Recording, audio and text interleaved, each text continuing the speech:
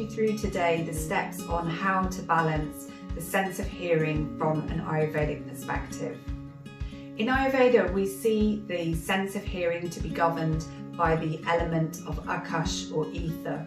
So when we hear sound, that sound is travelling as a vibration through the atmosphere and comes into contact with our ears. Our ears very cleverly then turn that into an electrochemical signal that then fires to the brain, and we then interpret that and understand sound from there on.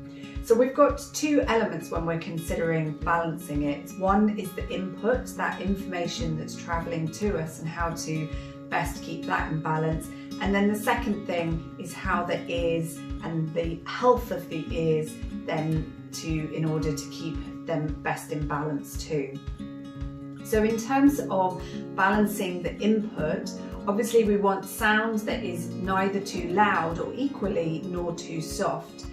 We understand that actually a world devoid of sound actually can hinder the sense of hearing. So anything that's too quiet, lots of whisper is kind of not conducive to good hearing. In the same vein, very loud sounds aren't great too. So the use of ear defenders when we're working with heavy mechanical equipment, but also probably more on a day-to-day kind of basis, being aware of when we're listening to sound, particularly through headphones, or if we go to very large events where there's a high degree of sound produced. So with the headphones, for example, we can, if we're using smartphones, we can select a lower decibel at which to set the transmission so that we don't have quite as much exposure. And then the quality of the sound of what we're hearing. So we can use sound as a medium to heal the body.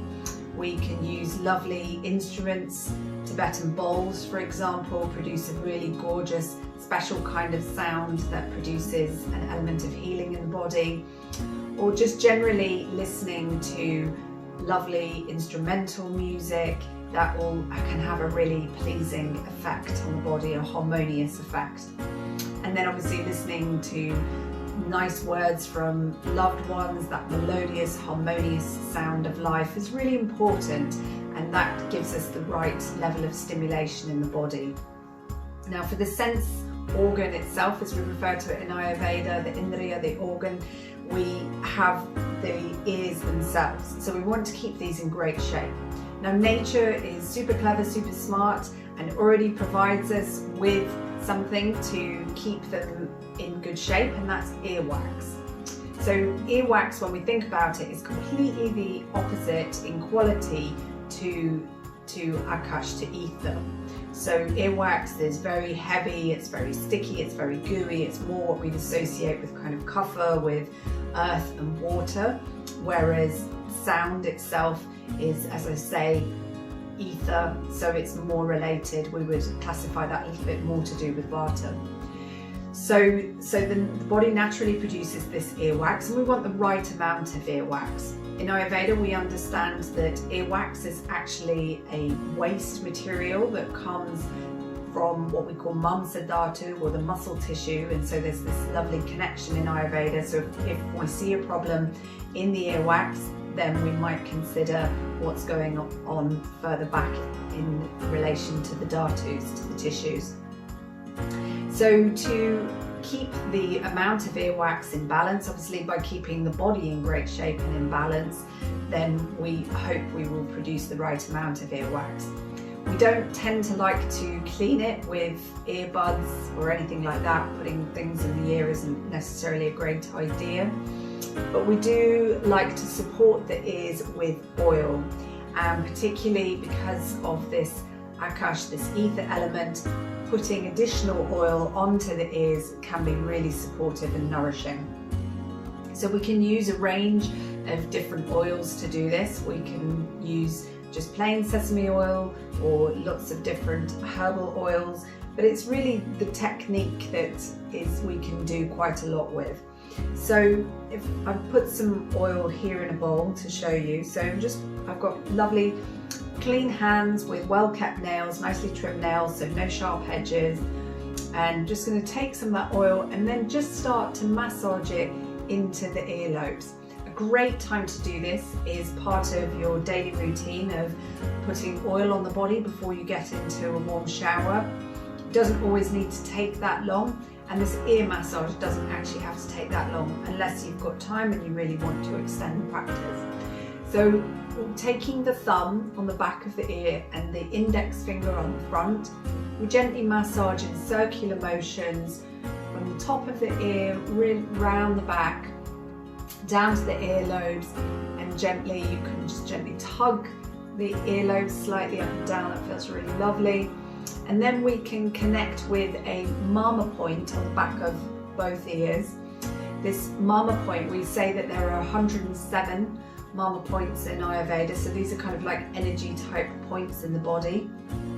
And there's one vidura at the back of the ears, so at the back of where the mastoid bone, where the back of the space of the skull is, and it comes across to join the ear right in the back there. There's this lovely little point, and we can use our thumb pads and just gently massage there in circular motions.